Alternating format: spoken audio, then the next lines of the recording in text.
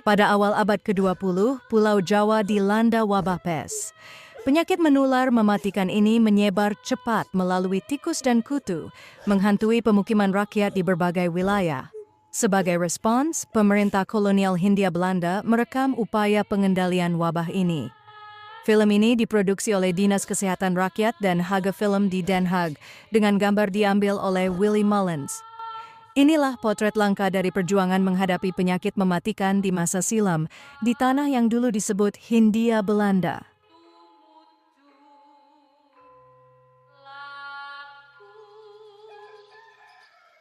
Di Desa Tlogo, wabah pes mulai terdeteksi. Petugas kesehatan kolonial mendatangi rumah-rumah penduduk mencari tanda-tanda penularan. Tikus-tikus ditangkap, diperiksa, lalu dibakar sebagai upaya memutus rantai penyebaran. Di masa itu, pemahaman tentang penyakit masih terbatas, namun wabah terus memakan korban.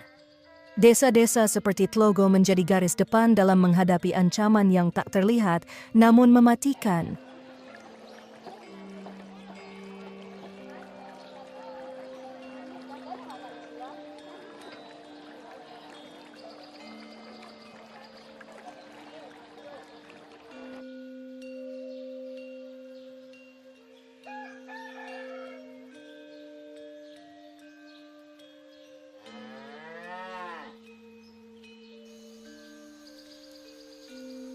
Pak Wongso, kepala keluarga di Desa Tlogo, memulai hari seperti biasa.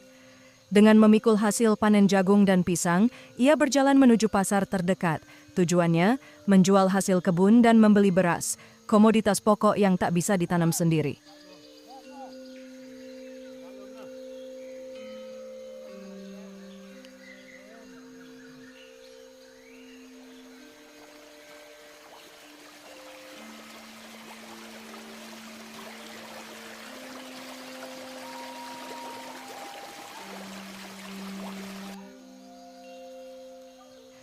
Beginilah cara hidup rakyat di pedesaan Jawa pada awal abad ke-20. Segala sesuatu bergantung pada musim, tanah, dan pasar. Jagung dan pisang dijual seadanya, tanpa perantara. Hasilnya kemudian ditukar dengan beras, yang kala itu menjadi kebutuhan utama di setiap rumah tangga.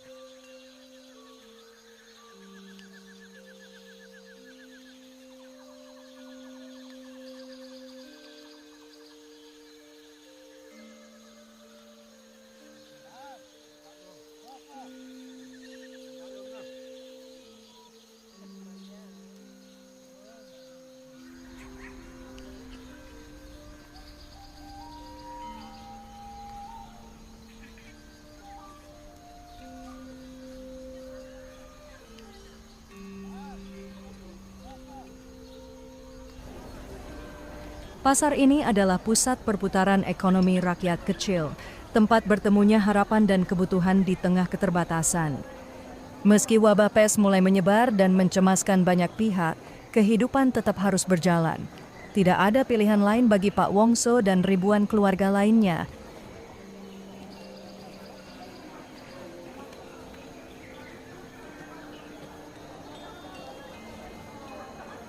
Setelah beberapa jam kemudian, Pak Wongso berhasil menjual jagung dan pisang di pasar. Dengan uang yang diperoleh, ia gunakan langsung untuk membeli beras sebagai sumber utama pangan keluarga.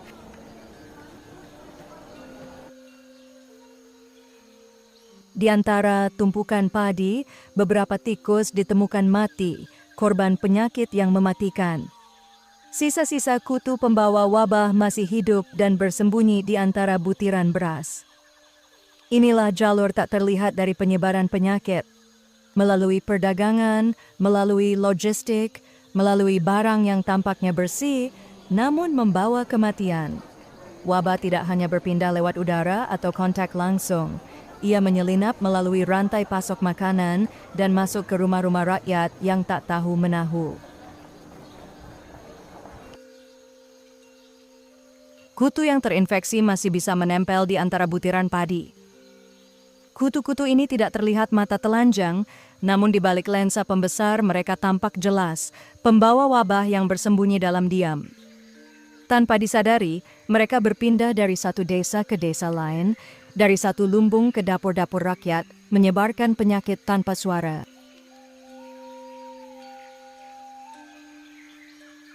Kutu-kutu kecil pembawa wabah yang hidup di tubuh tikus terinfeksi seringkali luput dari pengamatan manusia.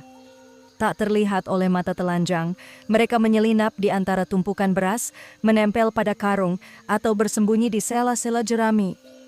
Inilah musuh yang tak tampak, tidak menggigit saat itu juga, tidak memunculkan gejala langsung. Namun begitu sampai di tempat baru, di desa yang belum pernah tersentuh wabah, mereka melanjutkan siklus mematikan. Dan disinilah rantai penularan itu kembali dimulai. Pak Wongso, yang tak tahu menahu soal sumber beras yang ia beli, berjalan pulang dengan langkah ringan. Ia percaya bahwa hari ini ia telah membawa pulang kebutuhan pokok untuk keluarganya. Tapi tanpa ia sadari, bukan hanya beras yang ia bawa dari pasar. Ia juga membawa kutu pembawa wabah, tak terlihat tapi mematikan.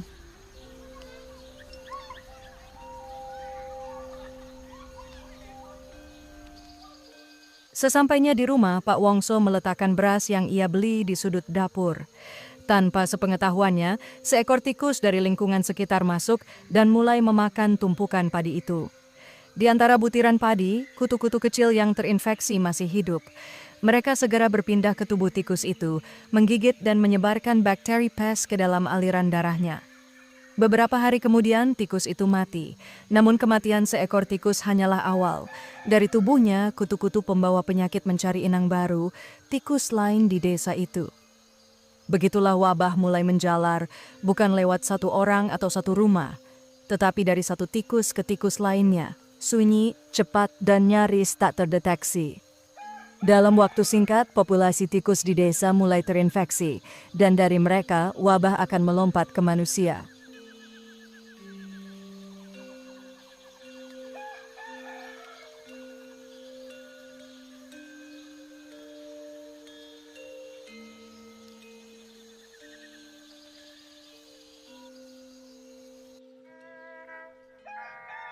Beberapa hari setelah tikus-tikus mulai mati satu persatu di desa, gejala pertama mulai muncul di rumah Pak Wongso.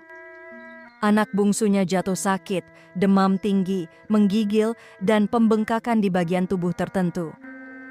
Keluarga mengira itu hanya demam biasa, tapi kondisinya memburuk dengan cepat. Dalam waktu singkat, anak itu mengembuskan napas terakhir. Tak ada yang menyangka bahwa kematian ini bukan sekadar musibah pribadi. Inilah tanda awal bahwa wabah telah menyeberang dari hewan ke manusia dan mulai menjangkiti penduduk desa. Setelah munculnya kematian mendadak di desa, seorang petugas kesehatan disebut inlichter segera diberi peringatan. Ia adalah bagian dari sistem pengawasan medis kolonial yang bertugas melacak dan mengonfirmasi penyakit menular di wilayah pedalaman. Tak lama kemudian, sang petugas tiba di rumah duka.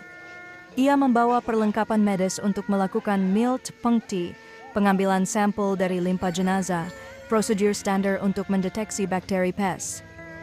Meski alatnya sederhana, prosedur ini menjadi langkah penting untuk memastikan apakah desa telah terjangkit wabah secara resmi. Langkah selanjutnya akan sangat bergantung pada hasil pemeriksaan ini. Hari itu, suasana di rumah Pak Wongso dipenuhi duka.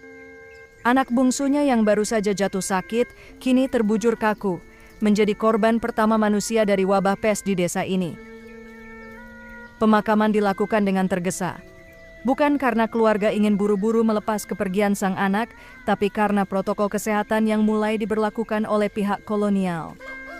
Jenazah harus segera dikuburkan tanpa banyak pelayat dan dengan jarak yang dijaga ketat.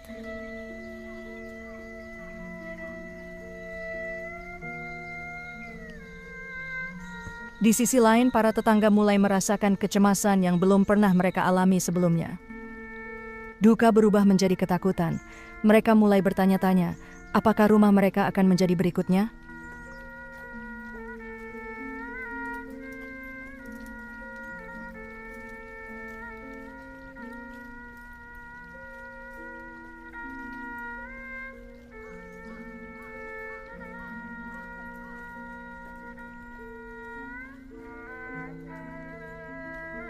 Bagi masyarakat desa yang terbiasa dengan upacara penguburan penuh iringan doa dan tradisi, pemakaman ini terasa asing, sunyi, cepat, dan dipenuhi batas-batas baru yang ditentukan oleh wabah.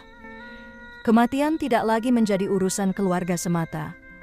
Ia telah menjadi penanda awal dari krisis kesehatan yang lebih besar, yang dalam waktu singkat akan mengubah seluruh wajah desa.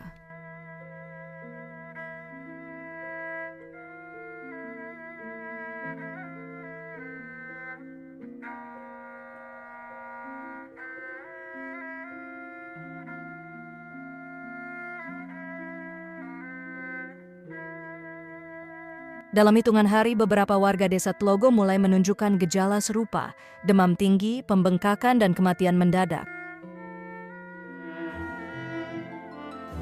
Wabah pes tidak hanya menelan korban di desa Tlogo.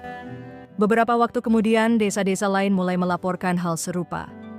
Di desa Asinan, lonjakan kematian menunjukkan pola yang mengerikan.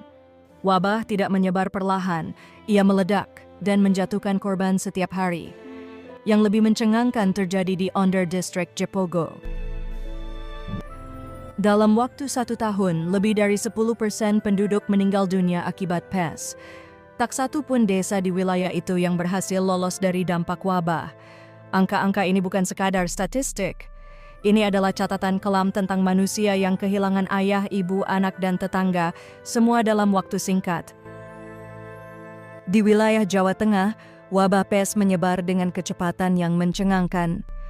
Data resmi mencatat 6 setingkat keresidenan, 16 setingkat kabupaten, 67 setingkat kecamatan, dan 214 setingkat kewedanan dinyatakan terinfeksi. Angka-angka ini menunjukkan bahwa wabah tidak lagi bersifat lokal.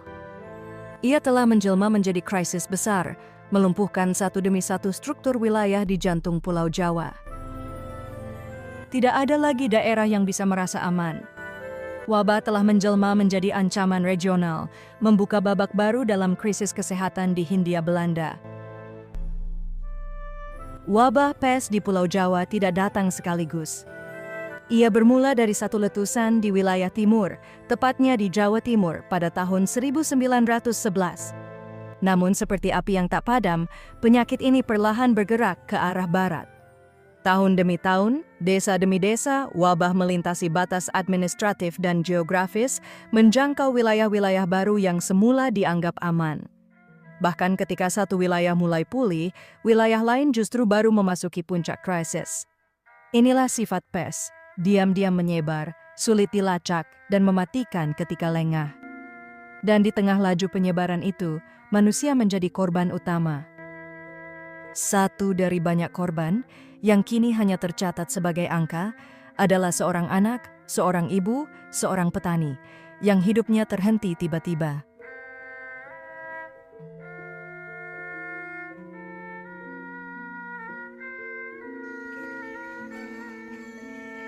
Penanggulangan wabah pes dimulai dari satu kesadaran dasar.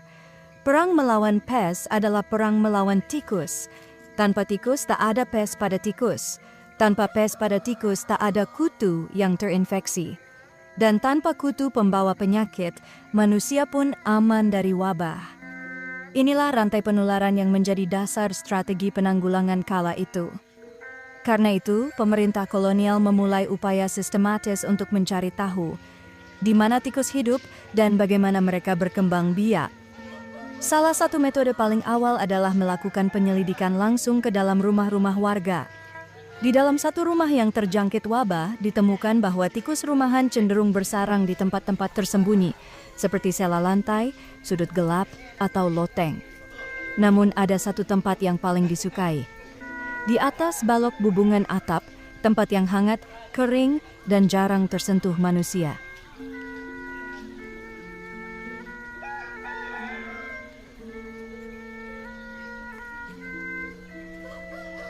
Ketika lapisan atap yang terbuat dari bahan tumbuhan mulai dibongkar, rangka-rangka bambu yang menopang atap pun mulai terlihat.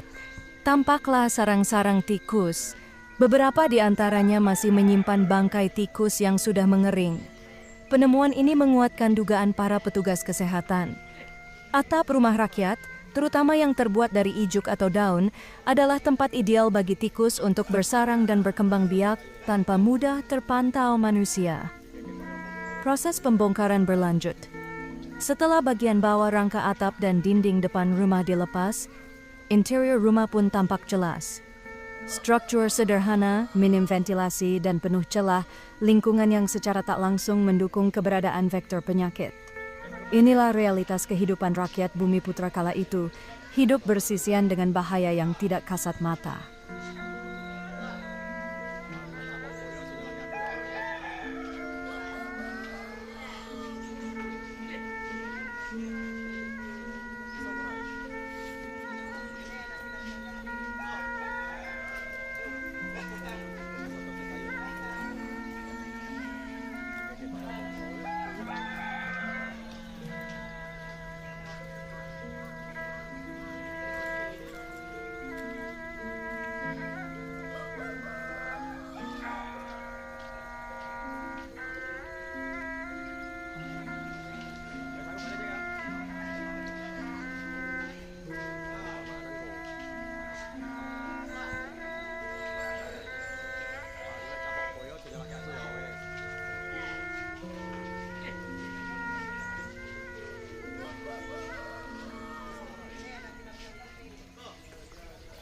Tikus rumah tidak hanya bersarang di atas atap.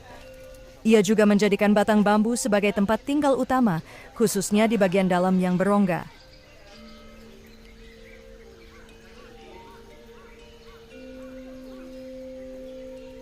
Hal ini terlihat jelas saat sebuah dinding bambu dibongkar. Dari balik plint bagian atas, ditemukan sarang tikus lengkap dengan bangkainya yang telah mengering. Bukan hanya satu. Seringkali seluruh sekat dalam rumah yang terbuat dari bilah bambu telah dikunyah dan dijadikan jalur pergerakan oleh tikus. Bagian dalam batang bambu berubah menjadi lorong-lorong tempat tikus berkembang biak tanpa terlihat.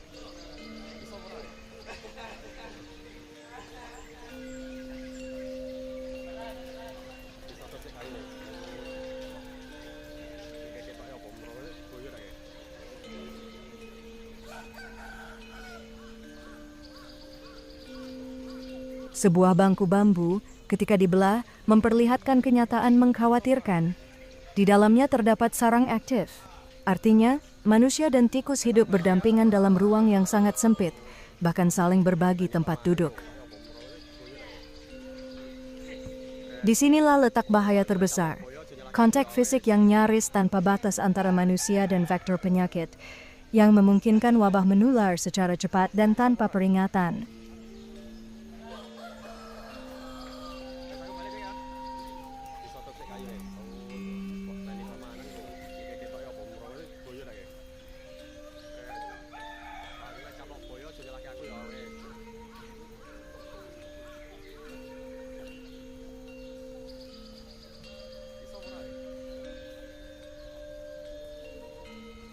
Rongga sempit di antara dua lapisan dinding bambu pun tak luput dari incaran. Disinilah tikus dengan leluasa bersarang, terlindung, tersembunyi, dan sulit dijangkau. Yang membuatnya lebih mengkhawatirkan, lapisan ganda seperti ini paling sering digunakan pada bangku atau tempat istirahat. Artinya, manusia, tanpa sadar, beristirahat tepat di atas sarang penyakit. Disinilah letak ancaman terbesar, bukan hanya dari hewan pembawa wabah, tetapi dari struktur tempat tinggal itu sendiri. Menghadapi kenyataan ini, pemerintah kolonial sampai pada satu kesimpulan. Dari semua cara yang telah dicoba, hanya satu yang terbukti efektif: perbaikan rumah. Program perbaikan rumah bertujuan sederhana tapi krusial, memutus kontak langsung antara manusia dan tikus. Bukan dengan pengusiran semata, tapi dengan mengubah desain rumah itu sendiri, menghilangkan setiap celah, rongga, atau bahan yang bisa dijadikan sarang tersembunyi. Rumah bukan hanya tempat tinggal, melainkan juga garis depan dalam perang melawan wabah.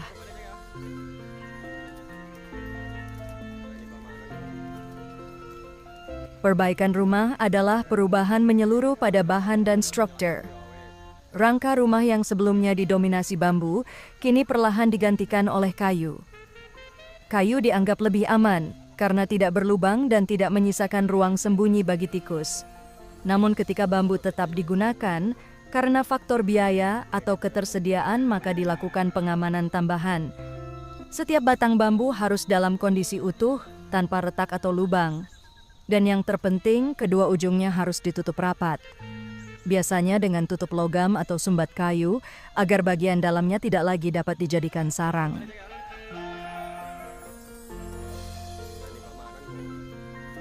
Langkah selanjutnya adalah meniadakan semua celah, sekecil apapun, yang bisa dijadikan tempat bersembunyi oleh tikus. Dinding ganda yang semula berpotensi menjadi ruang sarang tersembunyi, kini disatukan rapat menggunakan anyaman bilah bambu. Dengan cara ini, rongga antar dinding ditutup sepenuhnya, tidak lagi memberi kesempatan bagi tikus untuk bersarang di balik lapisan.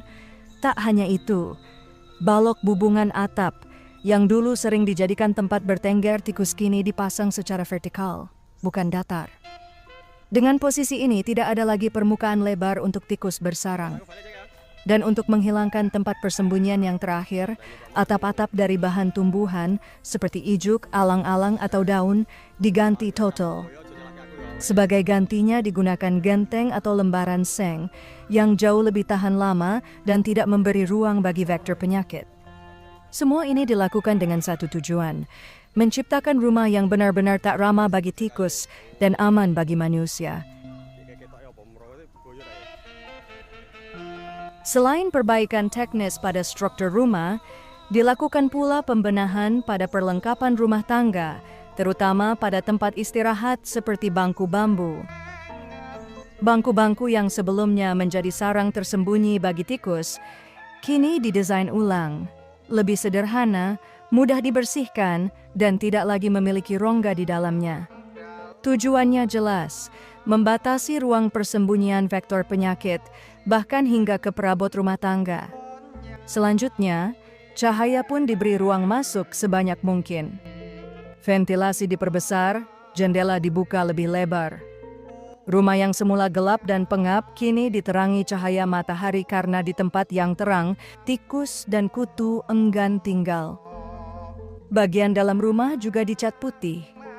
Dengan dinding yang bersih dan terang, setiap kotoran, retakan, atau tanda kehadiran hama lebih mudah terlihat dan ditangani. Tak hanya struktur, tapi juga gaya hidup mulai diarahkan pada kebersihan dan keteraturan. Lantai tanah disapu, ruangan dijaga tetap bersih, dan rumah tak lagi menjadi tempat di mana penyakit dapat tumbuh tanpa terlihat.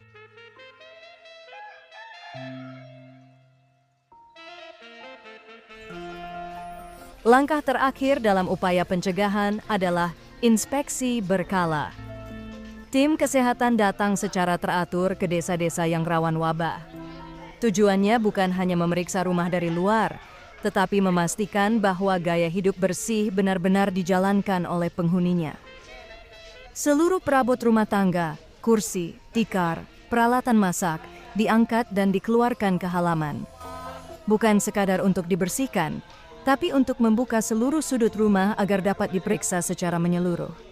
Setiap celah, retakan, dan sudut tersembunyi diperiksa dengan teliti. Dengan disiplin, pengawasan, dan kesadaran bersama, desa yang sebelumnya menjadi ladang kematian perlahan berubah menjadi ruang yang sehat, aman, dan bersih.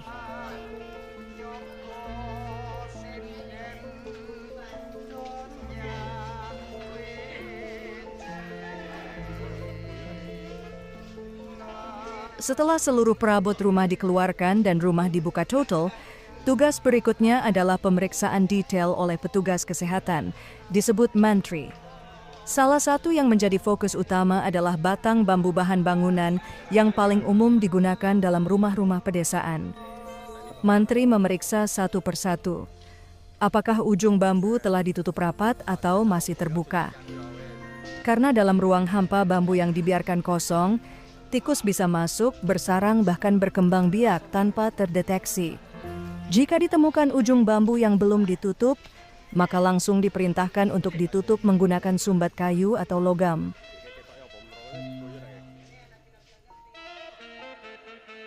Program perbaikan rumah tidak hanya terbatas di desa-desa besar atau wilayah dataran rendah. Upaya ini juga menjangkau daerah-daerah terpencil di pegunungan wilayah yang selama ini sulit dijangkau, baik secara geografis maupun administratif. Meskipun medan berat dan akses terbatas, tim kesehatan tetap melaksanakan tugasnya, memeriksa rumah, memberi arahan dan mengawasi pembangunan ulang sesuai standar sanitasi baru di lereng-lereng gunung dan lembah-lembah terisolasi. Rumah-rumah mulai dibangun dengan sistem yang sama, tanpa rongga, tanpa celah, tanpa tempat sembunyi bagi tikus. Karena dimanapun tikus bisa bersarang, di sanalah wabah bisa berawal. Pemerataan perbaikan ini menunjukkan bahwa perlindungan dari penyakit bukan hak eksklusif kota, tapi hak setiap manusia, termasuk mereka yang hidup jauh dari pusat kekuasaan.